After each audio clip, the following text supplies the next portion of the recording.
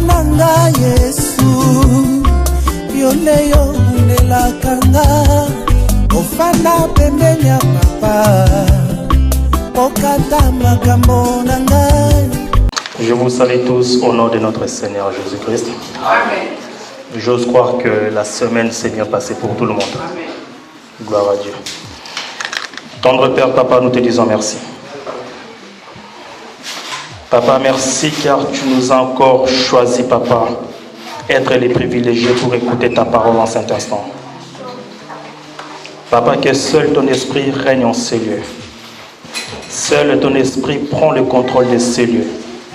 Tout esprit qui ne confesse pas ton nom, que cela puisse être anéanti par la puissance de Jésus. Papa, dispose le cœur de chacun, afin que nous puissions, Papa, recevoir de quoi tu veux nous parler cet après-midi au travers de ta parole. Nous te disons merci, nous te rendons grâce, Papa. À ton nom, Jésus, que nous avons ainsi prié. Amen. Amen. Amen. Nous allons continuer notre enseignement du dimanche précédent. Et je vais juste faire un retour rapidement parce qu'il y a eu deux questions. La première, c'était par rapport, lorsque nous avions parlé de Noé. Nous avions dit que Noé avait pris les animaux pour leur faire rentrer dans l'arche. Je vais juste rectifier en disant que Noé n'avait pas pris tous les animaux, bien évidemment, parce que apparemment je n'avais pas précisé. Noé n'avait pas pris tous les animaux, c'est-à-dire ce n'est pas tous les animaux qui étaient rentrés dans l'arche. Mais Noé avait pris seulement un nombre qui était bien défini par Dieu afin qu'il puisse rentrer dans l'arche. Et ce nombre-là, nous disons que tous les animaux qui étaient rentrés dans l'arche, ils étaient rentrés pour former le corps. C'est ainsi qu'ils devaient venir auprès de Noé. Donc, je rectifie si je ne l'avais pas dit. Donc, Noé n'avait pas fait rentrer tous les animaux dans l'arche. Et la deuxième question, c'était par rapport au Christ. Lorsque nous avons lu, je crois que c'était dans le livre de Matthieu 3, je crois, Matthieu 3, 13. Lorsque Christ s'est présenté devant Jean-Baptiste pour le faire baptiser, nous avions dit que Christ est rentré dans l'eau. Or, pendant notre enseignement, nous avions dit que les eaux représentent les mondes. Christ qui devait rentrer dans l'eau pour être baptisé, c'est Christ-là devait rentrer afin de pouvoir sortir un peuple. C'est-à-dire le mouvement de baptême que Christ faisait, lorsqu'il rentrait dans l'eau, Christ était devenu comme un esclave. Parce que nous avions dit que dans les eaux, ce sont les grands poissons qui dominaient. Donc Christ, au moment où il rentrait dans l'eau, il est rentré comme un esclave, c'est-à-dire il était aussi dominé par des grands poissons. Mais lorsqu'il sort de l'eau, Christ n'était plus un esclave. Frère Vanet, la Bible atteste en disant que lorsque Christ est sorti, l'Esprit de Dieu est descendu sous une forme d'une colombe. Donc Christ qui sort des eaux, il ne sort plus comme un esclave, mais il sort comme un peuple libre.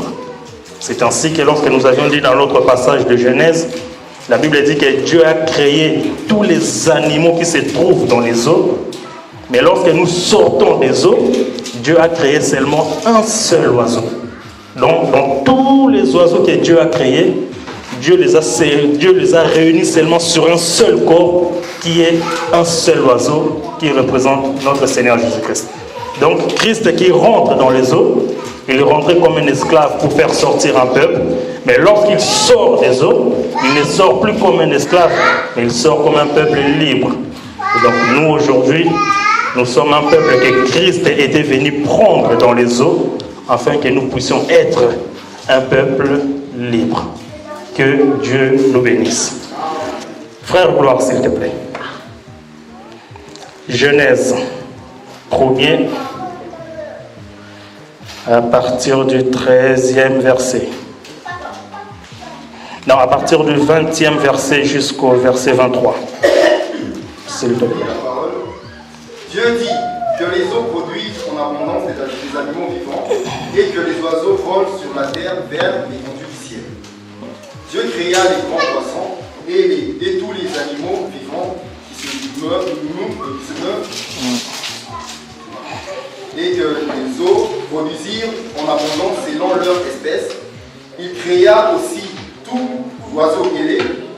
s'élance en espèces. Dieu vit que cela était bon. Dieu les bénit en disant, soyez féconds, multipliez et remplissez les eaux des mers et que les oiseaux multiplient sur la terre. Ainsi, il y eut un soir et il y eut un matin. Ce fut le 5e jour. Amen. Ça, c'est notre enseignement de base. Donc, nous sommes en train de parler par rapport à un peuple qui était sous la domination des grands poissons. Nous avions vu que dans la Bible, Dieu, lorsqu'il créa le 5e jour, Dieu a créé les grands poissons. Et les grands poissons, nous avions dit que les grands poissons se trouvent dans les eaux juste pour dominer. Mais Dieu ne s'arrête pas là. Dieu, en créant les grands poissons, il a aussi créé tous les animaux qui se meuvent, c'est-à-dire tous les animaux qui peuvent ou avoir la capacité de se déplacer. Donc Dieu crée les grands poissons. Dieu ne s'arrête pas là. Les grands poissons, ils sont là pour dominer, mais Dieu crée aussi les animaux qui doivent être capables de fuir aux grands poissons. C'est ainsi que Dieu, lorsqu'il a créé tous ces animaux, nous avions dit que Dieu les a créés au pluriel. Il y avait tous les animaux.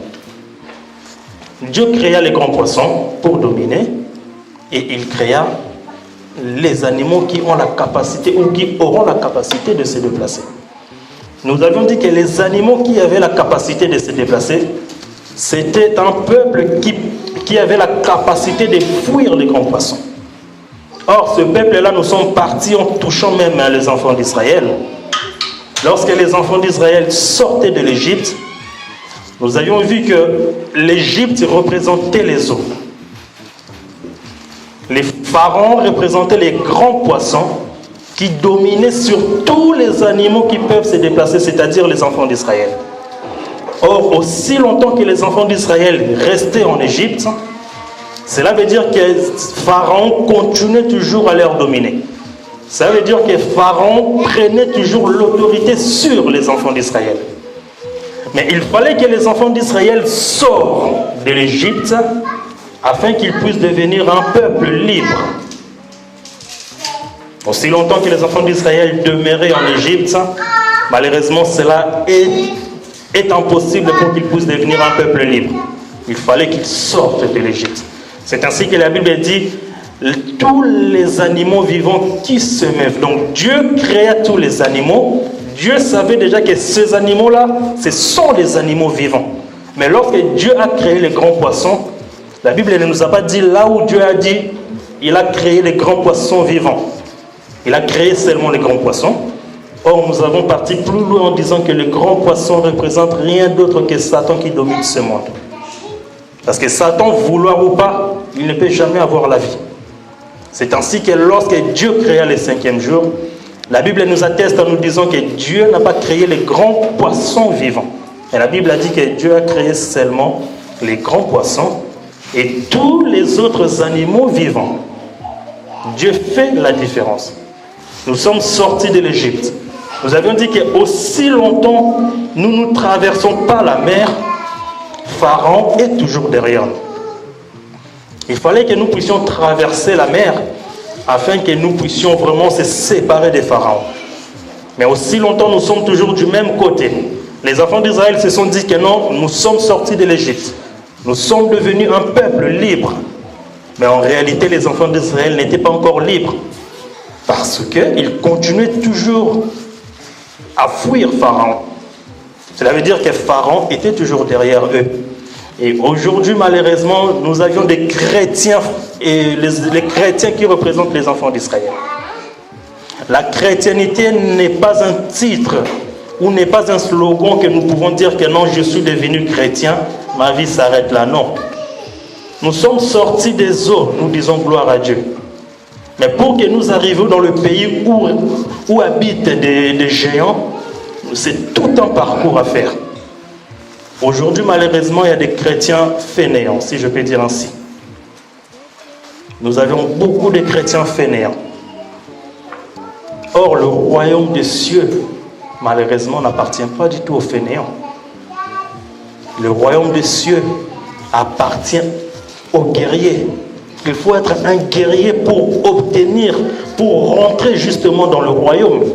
Vous avez envie dans la Bible, les enfants d'Israël, lorsqu'ils sont sortis, toute la génération qu'ils étaient sortis, la Bible dit que personne n'était rentré en Canaan. Il fallait qu'eux tous puissent mourir. C'était leurs enfants qu'ils étaient rentrés. Tout simplement pourquoi? Parce qu'ils ont cru que lorsqu'ils sont sortis, au moment où ils sont sortis de l'Égypte, ça y est, c'est bon, ils vont hériter le pays où coule le lait et le miel. Or, il y avait tout un parcours à faire après. Il y avait tout un travail à faire. Aujourd'hui, les chrétiens ne veulent pas faire ce travail-là. Aujourd'hui, nous avons des chrétiens que des chrétiens de dimanche. Un chrétien, lorsque nous arrivons ici le dimanche, je suis un chrétien. Shalom frère, shalom sœur, nous prions, gloire à Dieu. Mais au moment où nous sortons de ce lieu, nous reprenons notre habitude. Nous ne faisons plus l'effort que nous devons faire. Or, notre vie de tous les jours étant chrétien, c'est une vie que nous devons nous préparer à tout moment. Nous devons être prêts à tout moment. Parce que Pharaon est toujours derrière nous. Aussi longtemps que nous ne sommes pas arrivés dans le pays où coule le lait et le miel, Pharaon sera toujours derrière nous. Mais aujourd'hui, il y a des chrétiens fainéants. En tout cas, je vais marteler ce mot-là. Il y a des chrétiens fainéants. Et la Bible dit que le royaume de Dieu n'appartient pas aux fainéants. Frère Gloire, s'il te plaît, prends-nous la Bible dans le livre de Matthieu. Matthieu chapitre 11, 12e verset, s'il te plaît.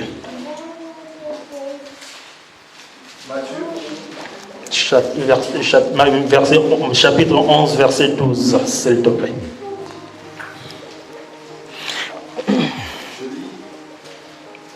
Depuis le temps de Jean-Baptiste jusqu'à présent, le royaume des cieux est forcé. Et ce sont les violents qui s'en emparent. Amen. Ici, c'est Jésus qui est en train de parler que depuis les temps de Jean-Baptiste jusqu'aujourd'hui, le royaume des cieux est forcé. Ce sont les violents qui s'en emparent. Jésus a bien précisé, ce sont les violents qui s'en emparent. Mais Jésus est parti plus loin en disant que depuis les temps de Jean-Baptiste jusqu'à aujourd'hui, nous n'allons pas essayer de rentrer dans la profondeur de ce passage. Jean-Baptiste ne représente rien d'autre que l'ancienne alliance. Aujourd'hui, ne représente rien d'autre que la grâce. Donc Jésus est en train de nous dire que depuis la création jusqu'à aujourd'hui, les royaumes des cieux appartiennent aux violents. Il faut être un guerrier. Il faut être quelqu'un qui a soif d'hériter ce royaume. Aussi longtemps tu te dis que moi j'ai accepté Christ comme Seigneur dans ma vie, pour moi cela me suffit. Ah non, je mérite de dire carrément que tu te trompes. Parce qu'il y a beaucoup des enfants d'Israël qui sont sortis de l'Égypte, mais malheureusement ils ne sont pas tous rentrés dans le pays où coule le lait et le miel. Tout simplement pourquoi? Parce que les enfants n'ont pas fait ce qu'il fallait faire. Les enfants n'ont pas marché selon le principe. Les enfants n'ont pas voulu marcher selon ce que Dieu les avait recommandé. Or, nous, notre vie, nous ne pouvons malheureusement pas baisser de garde. Il faut toujours être un guerrier. Dieu aime des guerriers. Dieu n'aime pas des violents, n'aime pas de fainéants, pardon. Dieu aime des guerriers. Il faut que tu sois un guerrier. C'est ainsi que Dieu a dit, il a créé tous les animaux qui peuvent se déplacer. Parce que Dieu aurait pu aussi créer tout simplement les animaux qui ne se déplacent pas. Et là, nous comprenons que ce sont des animaux qui seront engloutis par la bouche des grands poissons. Mais Dieu a créé les animaux qui peuvent se déplacer. C'est ainsi que je me dire à une personne que Dieu ne peut jamais permettre que tu sois tenté au-delà de ta force. Nous devons comprendre, peu importe ce qui se présente devant nous, Dieu nous donne toujours la force de pouvoir dominer sur cela. Mais cette force, la force est là, mais c'est à toi de prendre cette force et d'exercer. La force ne fera pas, la force ne va pas plutôt se manifester seule si toi, tu ne la prends pas. Tu dois prendre cette force et que cette force va agir en toi. Mais malheureusement, aujourd'hui, Nous avons des chrétiens fainéants, des chrétiens qui n'aiment pas se déplacer, les chrétiens qui se disent, moi j'ai accepté Christ comme Seigneur et Sauveur, point barre, je m'arrête là. Non, Christ a dit, allez faire de toutes les nations mes disciples. Les disciples que Christ est tenté de dire d'aller faire, ce n'est pas de dormir, c'est un travail de tous les jours. Et Christ nous avertit en nous disant qu'il nous envoie comme de brebis au milieu des loups. C'est-à-dire que nous sommes persécutés à tout moment. Mais aussi longtemps que Christ n'est pas venu, nous serons toujours persécutés.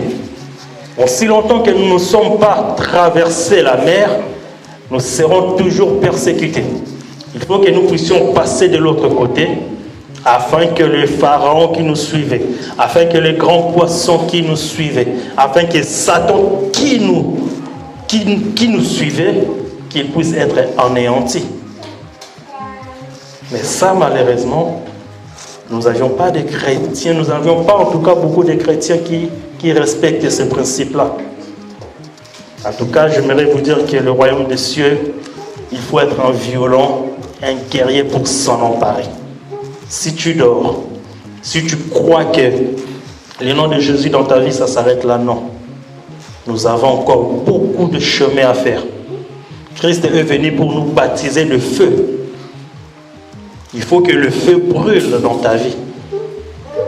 Or, le feu, ce n'est pas le feu que nous voyons. Ce sont la persécution. Nous devons être persécutés pour Christ.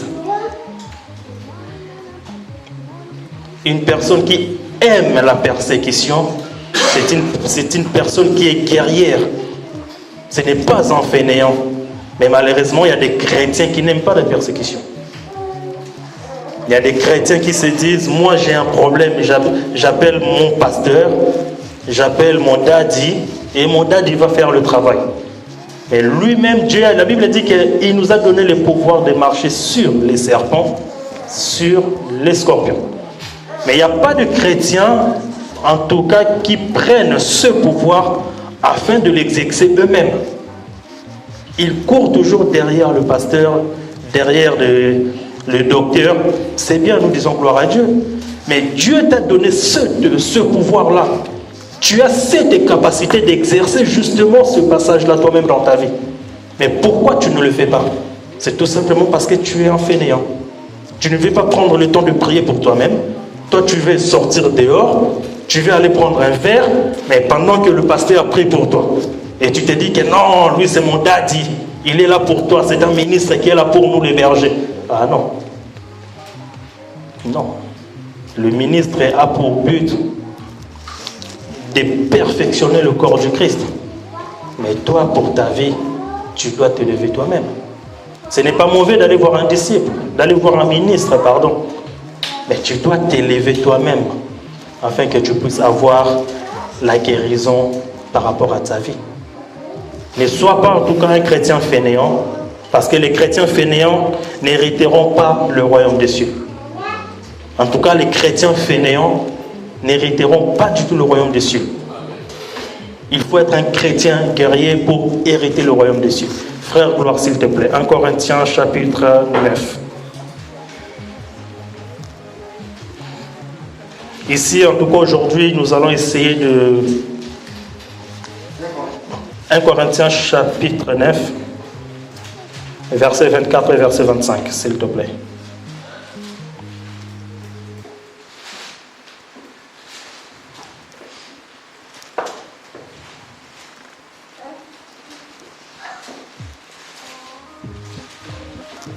« 1 Corinthiens...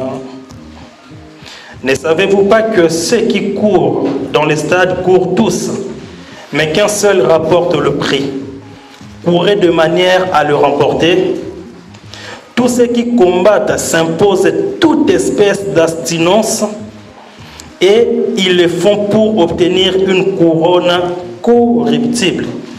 Mais nous faisons-le pour obtenir une couronne incorruptible. » Ici, l'apôtre Paul est en train de nous qualifier comme des athlètes.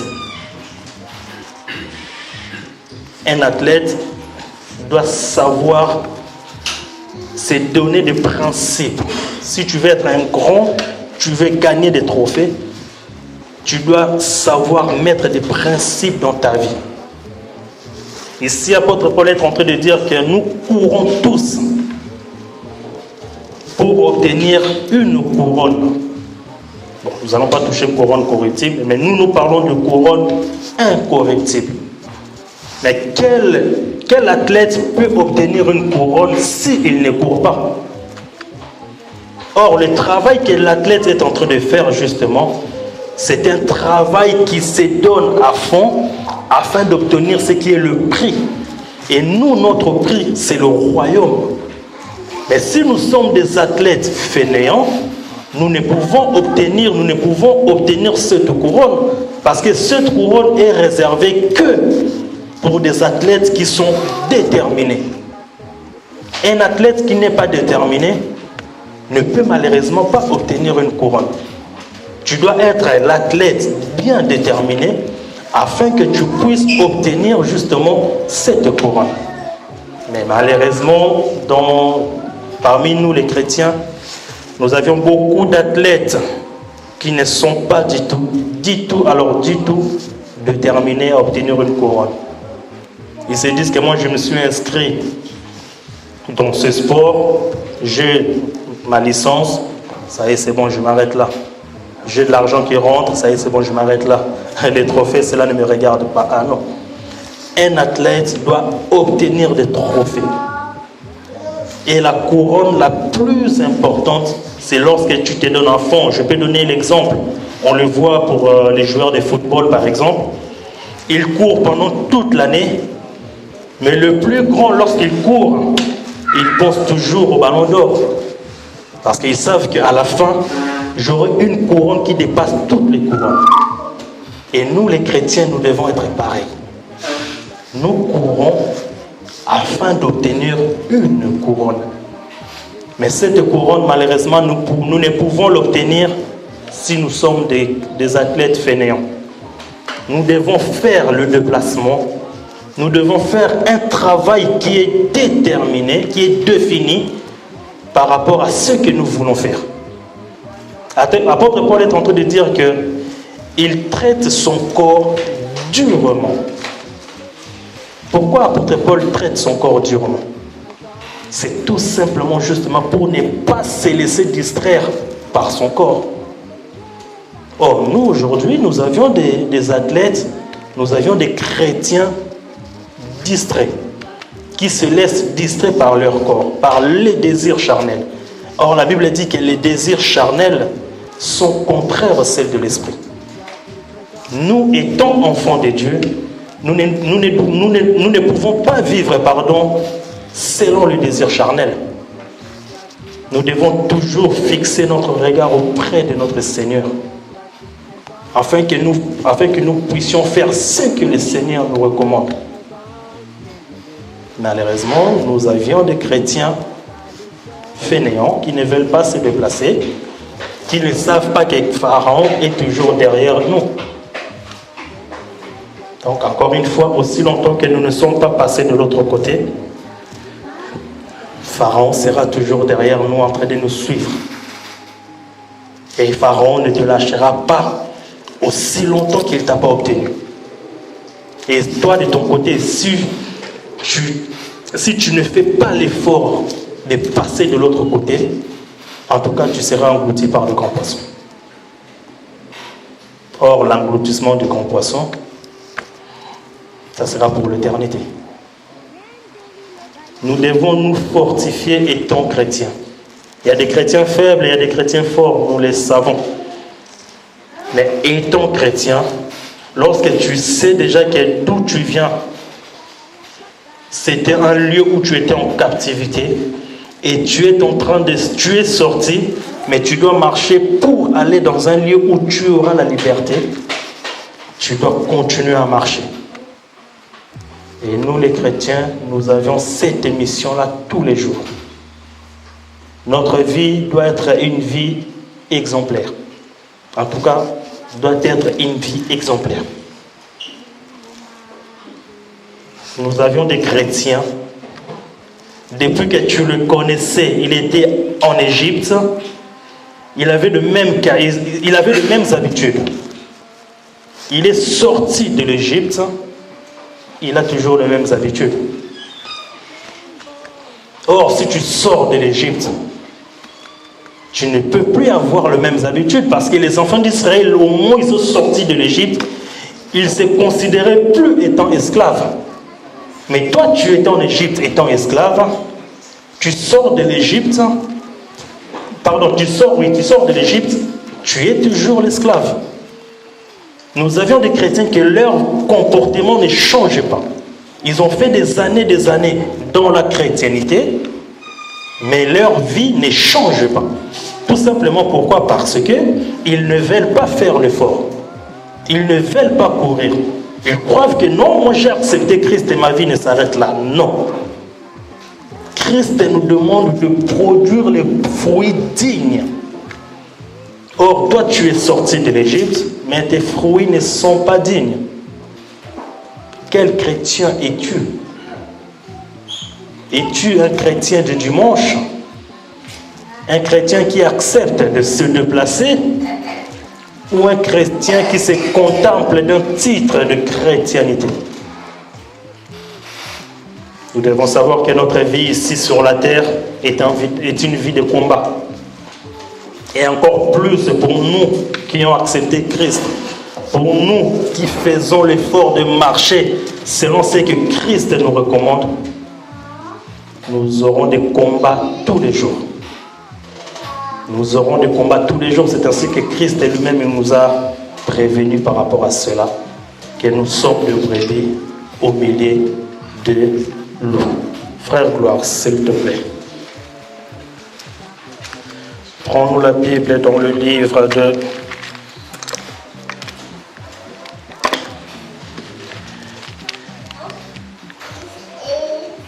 Luc, chapitre 13, verset 14. Non, verset 24, pardon. Luc 13, verset 24.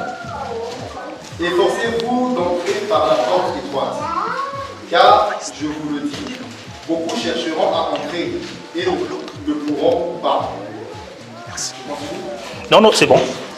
Donc, efforcez-vous d'entrer par la porte étroite, car je vous l'ai dit, beaucoup chercheront à rentrer et ne le pourront pas. Christ est en train de nous avertir, que nous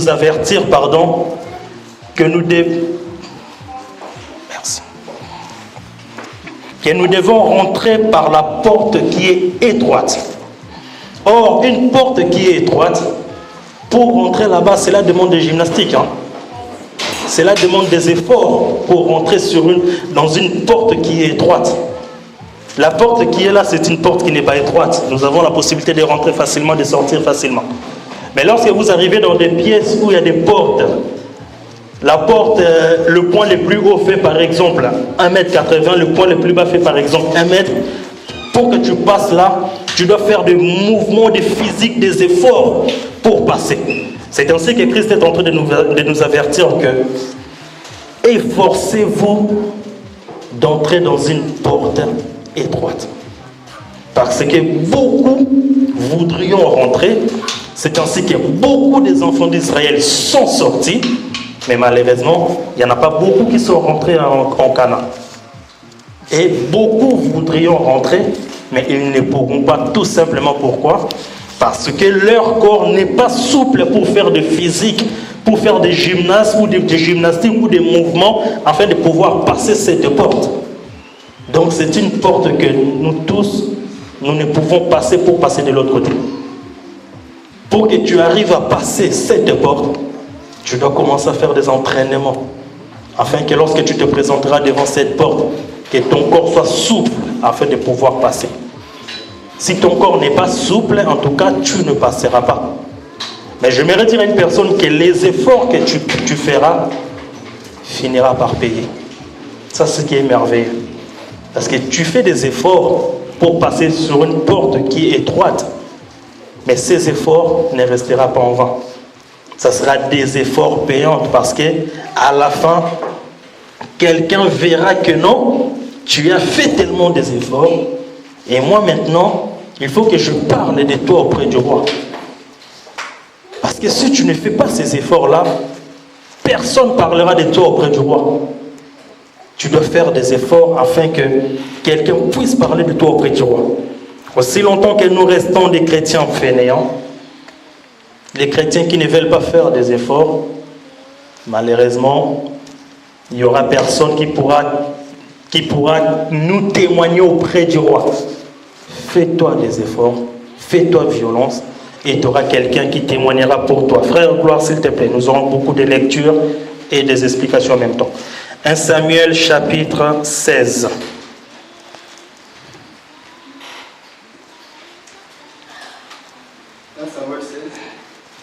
Verset 18. On peut commencer à partir du verset 16 jusqu'à 18, s'il te plaît. 1 Samuel 16, verset 16 à 18. Que notre Seigneur parle, tes serviteurs sont devant toi. Ils chercheront un homme qui sache jouer de la harpe, et quand le mauvais esprit de Dieu sera en toi, il jouera de sa main, et tu seras soulagé. Saoul répondit à ses serviteurs, trouvez-moi donc un homme qui joue bien et emmenez-le-moi. L'un de ses serviteurs prit la parole et dit, voici, j'ai vu un fils d'Isaïe, Bethlémite, qui sait jouer. C'est aussi un homme fort et vaillant, un guerrier, parlant bien et d'une belle figure, et l'Éternel est avec lui. Saoul envoya des messagers à Isaïe pour lui dire, envoie-moi David, ton fils, qui est avec les brebis. Merci, frère. Amen. Ici, la Bible nous relate un peu l'histoire. Nous connaissons un peu tous l'histoire. Le roi Saül avait des esprits. Et le roi Saül avait besoin que son esprit soit tranquille. La Bible dit au verset 16, ce serviteur se présente devant Saül en lui disant que notre Seigneur parle et ses serviteurs l'écouteront. La Bible dit que tes serviteurs sont devant toi. Ils chercheront un homme qui sache jouer de la harpe. Et quand le mauvais esprit de Dieu sera sur toi, il jouera de sa main et tu seras soulagé. Les serviteurs se présentent devant le roi en leur disant que nous sommes là, nous allons partir te chercher un homme qui est capable de jouer de la harpe. Parce que pour que les esprits du roi partent, il fallait seulement un homme qui était capable de jouer de la harpe. Et parmi tous ces serviteurs, ils ont dit que non, nous allons aller chercher, mais il y en avait seulement un qui est sorti, et là c'est le verset 18 qui nous intéresse. Il y en avait seulement un qui est sorti, et la Bible dit que l'un des serviteurs prit la parole et dit, voici, je vis un fils d'Isaïe, Bethlémite, qui sait jouer. C'est aussi un homme fort et vaillant, un guerrier, parlant bien et d'une belle figure. Et l'Éternel est avec lui. Ici, nous avions dit que pour passer de l'autre côté de la porte, tu dois faire des efforts. Or, les efforts que tu vas faire, en tout cas, ce ne sera pas des efforts en vain. Quelqu'un sera là, quelqu'un se souviendra des efforts que tu fais et quelqu'un parlera de toi auprès du roi. Et ici, notre frère David, nous comprenons que pendant toute la vie de notre frère David, il faisait que ces efforts-là. David faisait que ces efforts-là. Et l'effort que David faisait, c'était quoi? Tout simplement de jouer à la harpe. Et David faisait que jouer à la harpe. Et la harpe, nous allons rentrer là-bas après. David qui faisait jouer que de la harpe, et l'un des serviteurs a remarqué que David, il sait jouer de la harpe. Or, la façon comment David joue, c'est justement cette façon-là que le roi en a besoin afin que les esprits qui le tourmentent puissent le quitter. Mais le serviteur ne s'est pas arrêté là. Le serviteur est parti plus loin en commençant à décrire maintenant notre roi David. Les serviteurs commencent à dire que le roi David, premièrement, c'est un fils bethléemite. Et il est parti plus loin en disant que c'est un homme qui est fort. Nous avions dit que les fainéants, en tout cas, n'hériteront pas le royaume des cieux. Si tu n'es pas considéré comme un chrétien fort, en tout cas, tu auras du mal à se présenter devant le roi. Parce que ici, le serviteur est en train de faire, disons, de s'inventer de gloire, disons, des capacités que le roi David a. Il dit que non, c'est un homme qui est fort. C'est un homme qui est vaillant. C'est un guerrier. Et toi, tu veux être un chrétien, toi, tu veux rentrer. Tu veux passer de l'autre côté, c'est-à-dire tu veux rentrer dans le pays où coule le lait et le miel. Mais tu ne veux pas être un chrétien guerrier. Tu vas rester dehors. En tout cas, tu resteras de l'autre côté. Parce que premièrement, tu n'auras personne qui va témoigner pour toi. Tu n'auras personne qui va dire que non, le roi, lui, a toutes ces capacités-là. Il faut qu'il se présente devant toi. Or, ici, le roi Saül que nous voyons n'est rien d'autre que notre Père. Il faut que Christ voie en toi son corps. Il faut que Christ puisse, il faut que tu t'identifies dans le corps de Christ. Si tu n'arrives pas à être identifié dans le corps de Christ, en tout cas, tu ne peux se présenter devant le roi. Donc, si tu ne fais pas des efforts qu'un chrétien doit faire, tu resteras en tout cas de l'autre côté. Et de l'autre côté, nous le savions bien que c'est Pharaon qui nous attend de l'autre côté. Donc, si toi, tu veux passer de l'autre côté, tu veux te présenter devant le roi, en tout cas, tu dois faire des efforts. Tu dois orienter ta vie comme un vrai chrétien. Un vrai chrétien doit avoir l'amour. En tout cas, c'est difficile dans le monde auquel nous vivons. Mais en tout cas, il y a des chrétiens qui ont l'amour. Il y a des chrétiens qui respectent justement ce que nous sommes en train de lire. Amen. Il y a des chrétiens qui font en sorte que leur vie soit correcte avec les enseignements. Mais malheureusement, il y en a beaucoup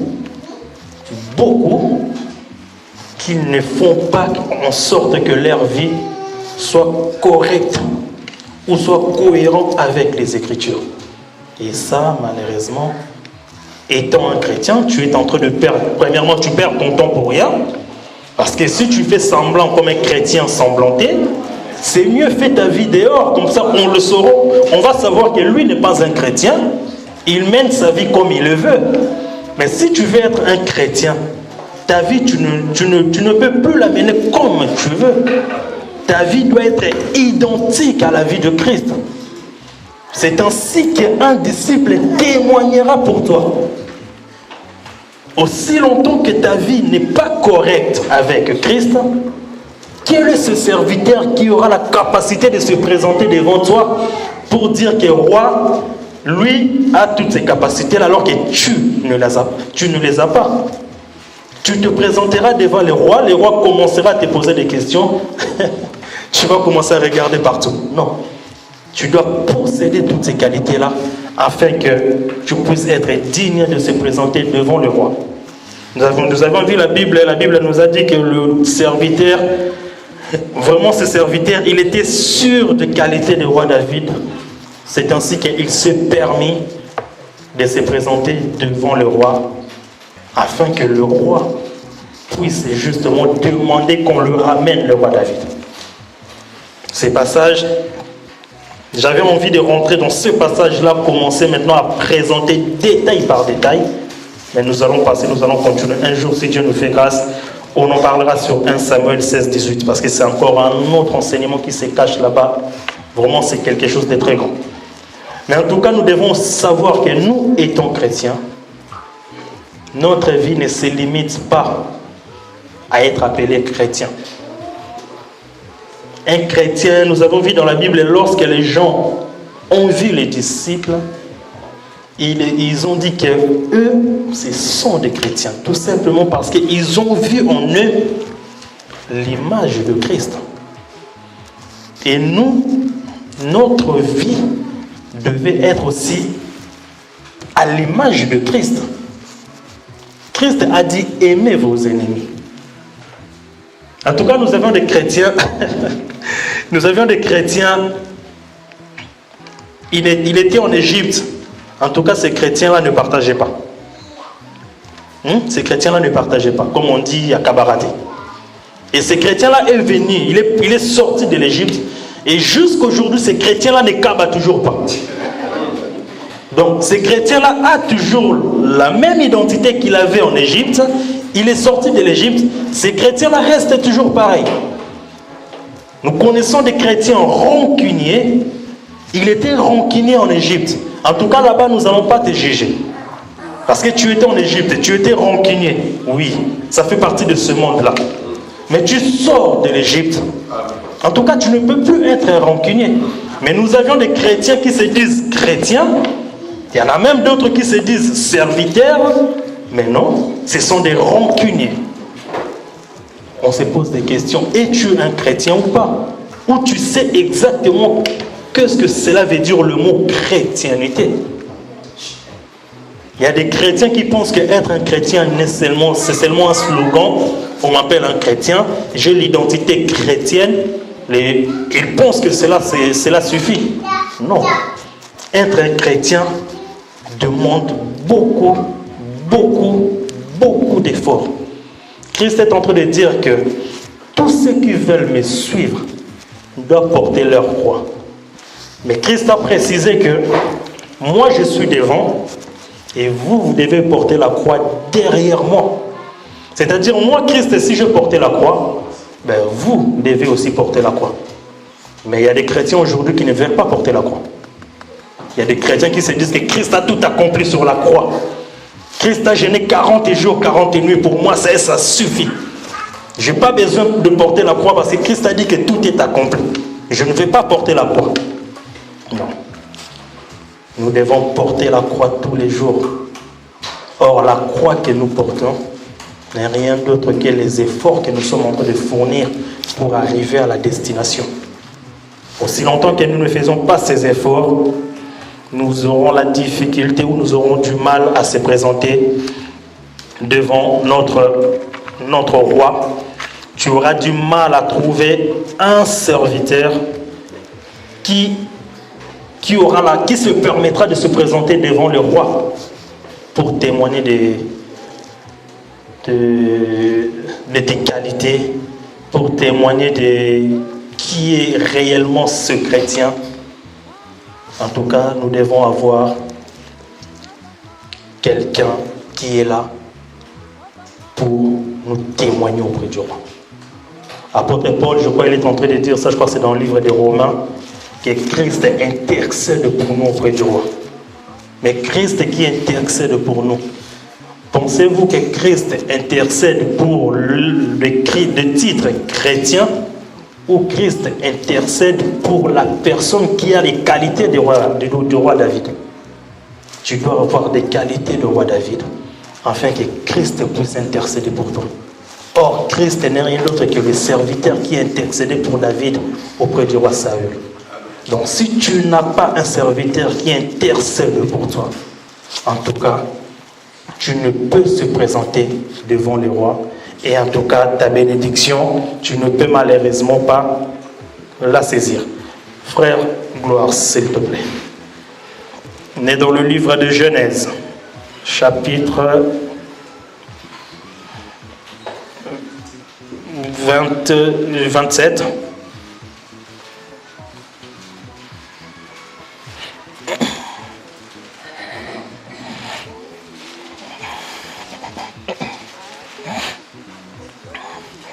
Genèse chapitre 27, verset 21, verset 22. Excuse-moi, frère Gloire, avant de lire. Oh, cette histoire, nous connaissons tous cette histoire. C'est l'histoire de Jacob, de Isaac, qui voulait bénir son fils aîné.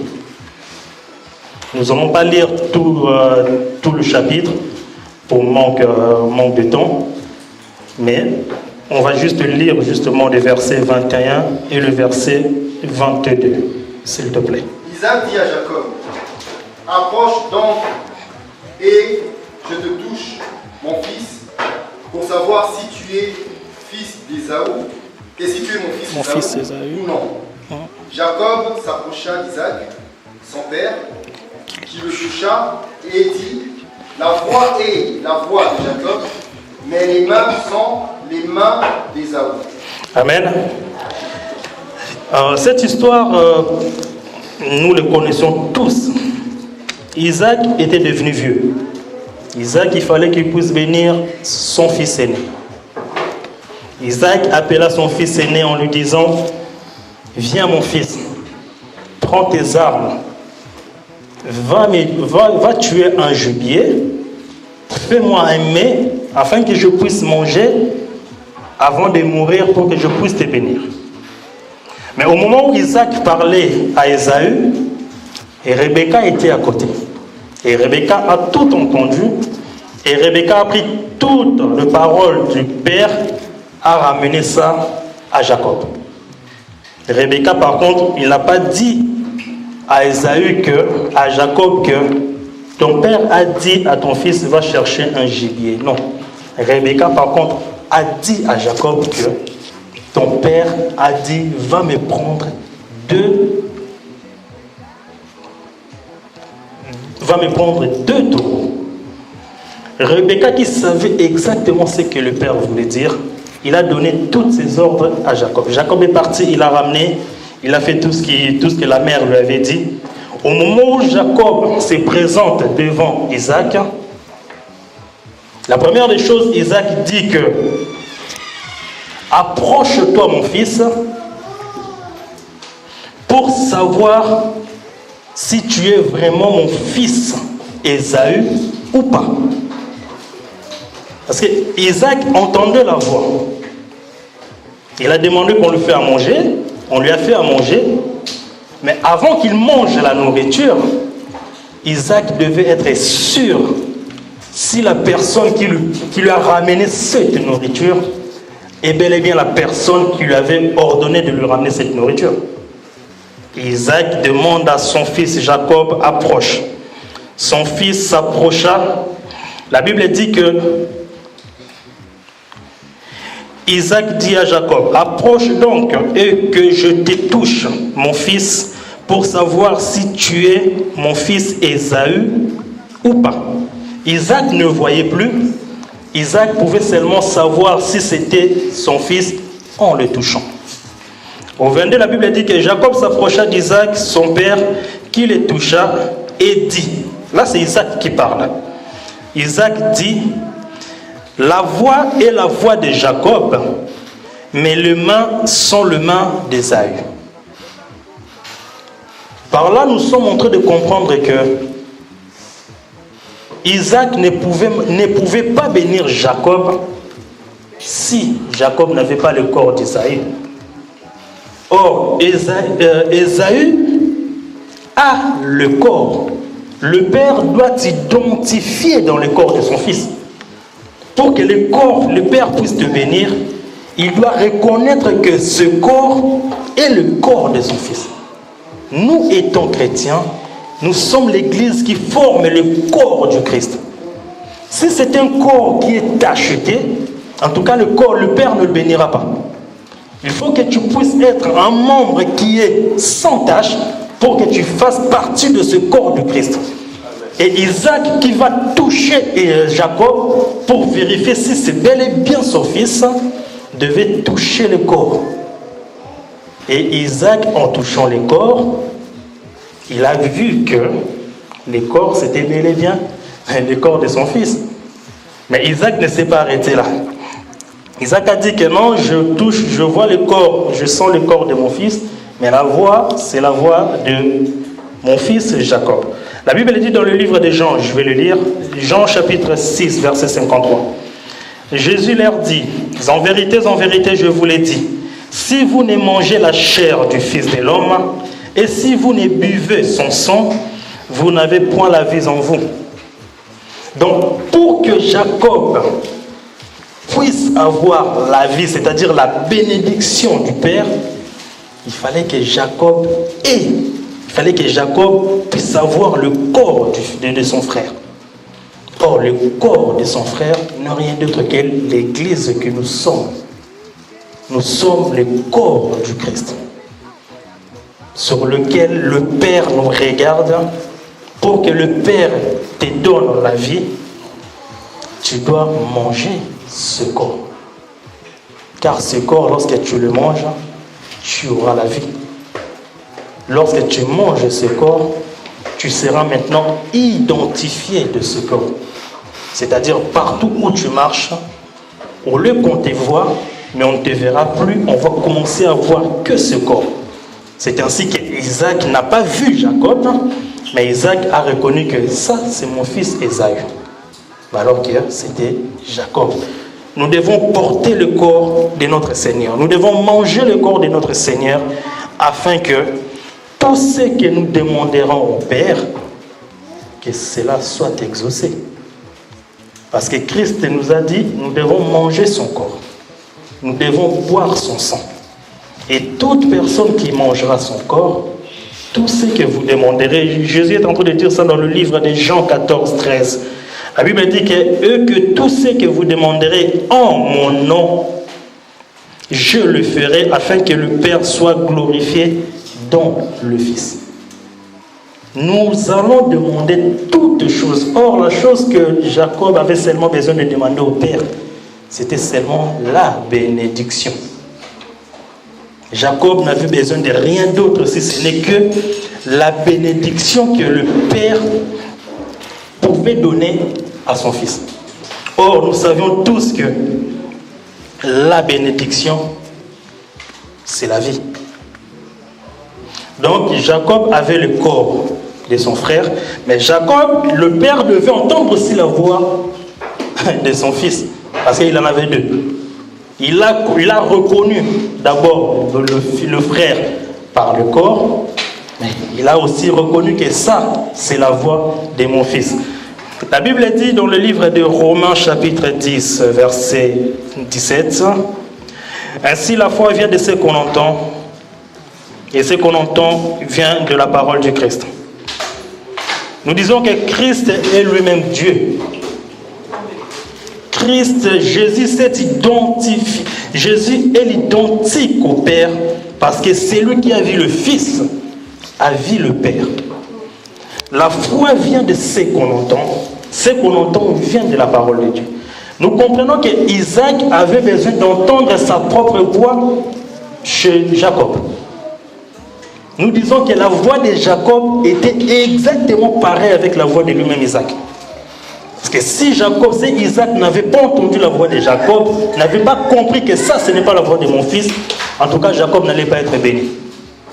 Donc, pour que Jacob puisse être béni, il fallait qu'il puisse avoir le corps de son frère et aussi et sa propre voix. Or, la voix de Jacob n'est rien d'autre que la voix du Père lui-même.